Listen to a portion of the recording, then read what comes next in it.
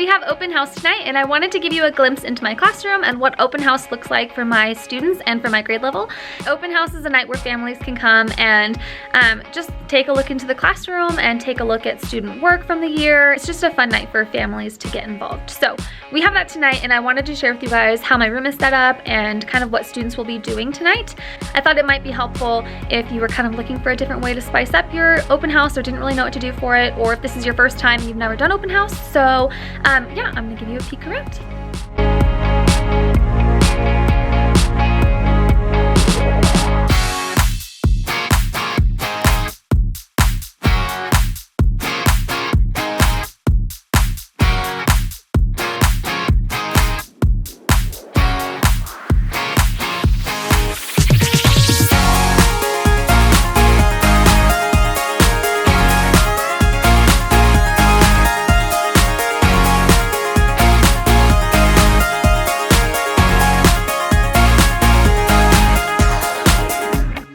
My whole open house is set up around a scavenger hunt. So this is waiting by the door for them when they come in, and then they will start here. I told my students that they can kind of go in whatever order they want as long as they just check off each little thing that they do. But we have a bunch of different items that they can do with their families. I'll show you what each one of these are. This makes it more student-led. Actually, it makes it completely student-led, where they're guiding their families around our room. They are sharing with them the things that we have done this year, and this is just kind of a guide for them to know what to share with them, but it takes the pressure off me and it makes it more interactive and fun for the families to have that time together. The first thing on our scavenger hunt is the Guess Who, which looks like this. Basically, every student filled out the top sheet, and I'm just gonna pick a random one. So it says things like, I want to be when I grow up, and then they'd write a sentence and draw a picture, or they can just not write a sentence, but they can just write whatever the answer is to it. This is my favorite thing to do in the summer. This is my favorite book I am good at. This is my favorite thing to do in the winter. If I had $1 million, I would blank. This is my favorite subject in school. I want to learn more about this. I wish that, and then my favorite thing to eat is. So parents will come over, they will try to guess which one of these is their child. The way they will know if they are right is by flipping it up, and the students drew a picture and then wrote their name. So it's just kind of a fun way for parents to play like a little game with their kids and see how well they know them, and kind of learn a little bit more about who they are at this age also. The next thing on the scavenger hunt is the bunnies. So, I need to fix this before they get here. So this was just a fun little freebie from Teach Starter. It comes with the bunny outline, and then the students have to draw whatever pattern on they want it. And then they get a pair of glasses. They're all different kinds, and the glasses have to be colored. So the bunny is black and white, the glasses are all colored. And then I usually put this on some scrapbook paper from Michael's, but I didn't have a chance to go run and get some this year, so I just put it on colored Astrobrite paper. But I think it still looks really cute and artsy. So the parents will just guess which one is theirs, or the students can just show them which one is theirs. Either way, it doesn't matter. The next thing on the scavenger hunt is to find your self-portrait, which is taped up to the whiteboard. Again, parents are gonna guess which one is them. One thing I wish I had done before this is gotten some kind of like people color markers or crayons or colored pencils or something from, I know Crayola has some and Lakeshore has some, because some of my students were complaining that, you know, this isn't my skin color. And so I wish I had an option for them. So that is the first thing on my list to go get when I get new school supplies. But to make these, we followed a tutorial online. I just searched on YouTube, self-portrait 3rd grade. And so it did like a little step-by-step, and it was really fun and easy, and the kids liked it. All right, the next thing on the scavenger hunt is to go to Google Classroom and try to solve some riddles. So I had the kids leave their Chromebooks on their desk, and they will just open up to Google Classroom, and then I just assigned this so that every student has a copy on Google Classroom, so they can open it and try to solve the riddles with their families. What comes down but never goes up? I'm tall when I'm young and short when I'm old. What am I? How can a pants pocket be empty and still have something in it? And then what has hands but cannot clap? If you can answer any of those, put them down in the comments section. I'll see if you can get them better than my 3rd graders. And then the next thing on the scavenger hunt is to show the parents the activities in their pizza box. So if you take a look around, you can see that every student on the spot that they chose, because we have flexible seating, so I just had them pick a spot that they usually like to go to, and then they'll show their parents that spot. Domino's was wonderful and donated pizza boxes to me for every student. So I got this Slices of My Year thing from TPT. It's by Kids Are Cute. And then on the inside, it has a little slices of my year so they can write a little bit about how they were in 3rd grade. And then this is how I organize all of my student work that I saved for them from the year, which I wish I had saved more, but I like to send things home so that parents can see stuff. So there's not a whole lot in here, but I'll show you what is in here. We just did an animal report from our field trip that we went on, so they'll share that with their parents. This is our fictional narrative, so this is her illustration for it. It's hard to do one-handed. And then her writing, so she can share that with her family. This is something that we did at the This is something we did at the beginning of the school year. They shared what they did over the summer in the sunglasses, and then they got to draw a self-portrait. This is something that they did obviously for Halloween. They got to write what I should be for Halloween, which was super cute and fun. This was for Avid. They got to choose a college that they wanted to go to. And then I just printed off triangles and they got to make a little college banner. This was for Halloween. They got to paint a pumpkin. And this was something that I found on YouTube again, and they got to do a directed draw. This was an art activity that they did with a guest teacher on fractions. I think this was just a free draw. This is from the 100th day of school, so it says, when I'm 100.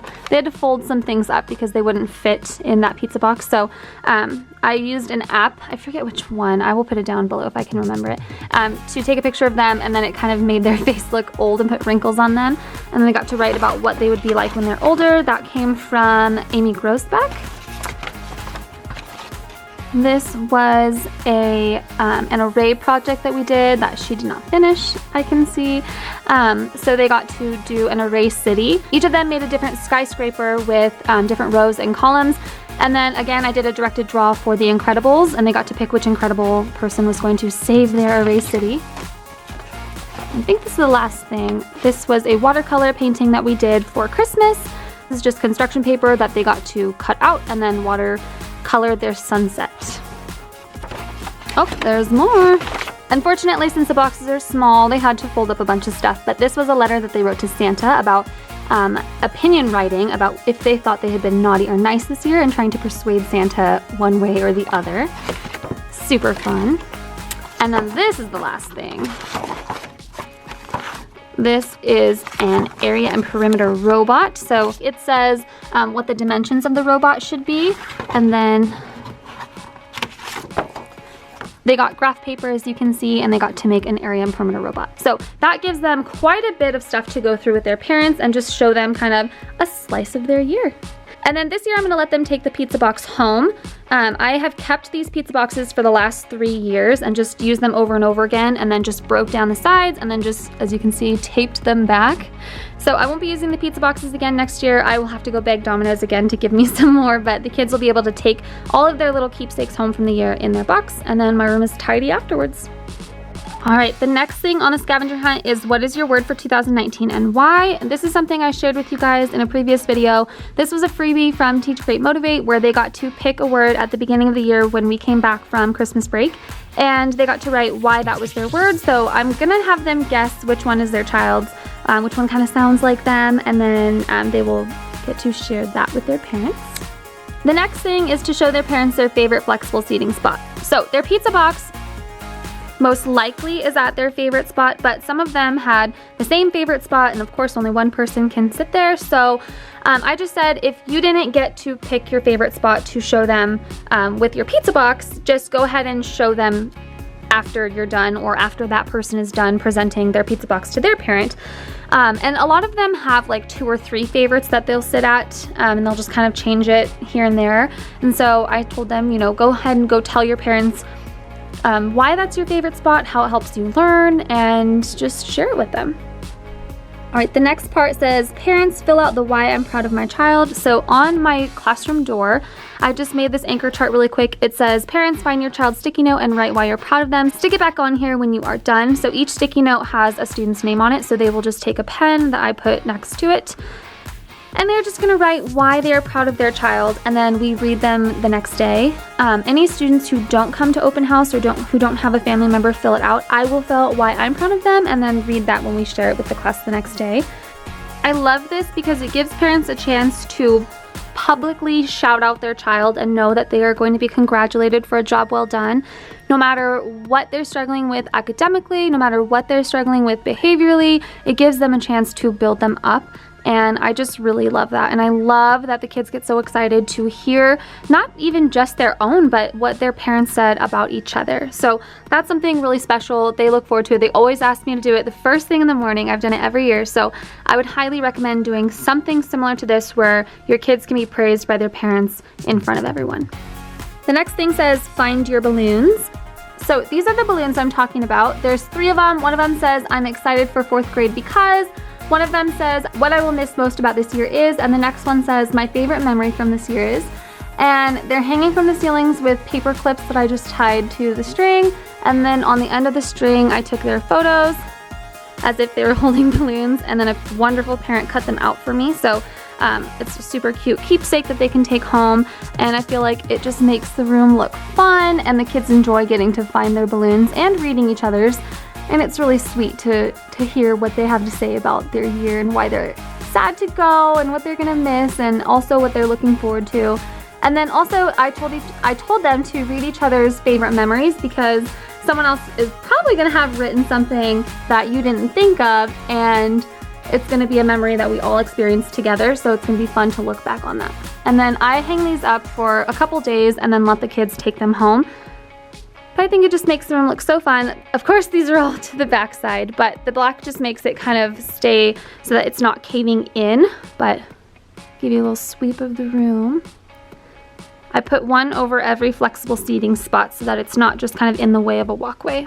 And then the last thing says, where are you on multiplication minute? The kids are really excited to share their progress with their parents. Of course, this is something that is on the report cards, but basically this is from Amy Grosbeck, and every time they pass a number, they put their name on that number, and it's never like a public shaming thing. No one's ever embarrassed about it, or it's never something that someone is upset about. It's always something that we are cheering each other on and excited for and helping each other if we're struggling with it.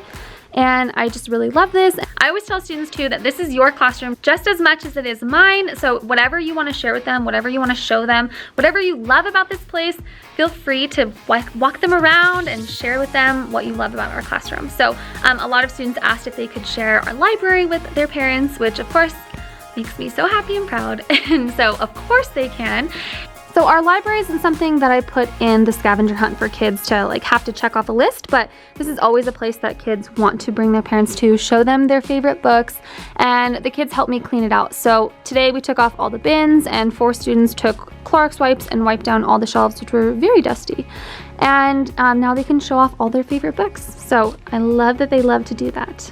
I always like to have some music playing in the background too. I love these playlists from Miss Bensko. They're all free on Spotify, and they're just super positive and pump-uppy, for lack of a better word. It is open house week. I don't have the energy to think of something better, but I just have that playing lightly in the background, and then I also just make a quick little PowerPoint that just welcomes them, gives them a couple directions, and I just have that displayed on my TV.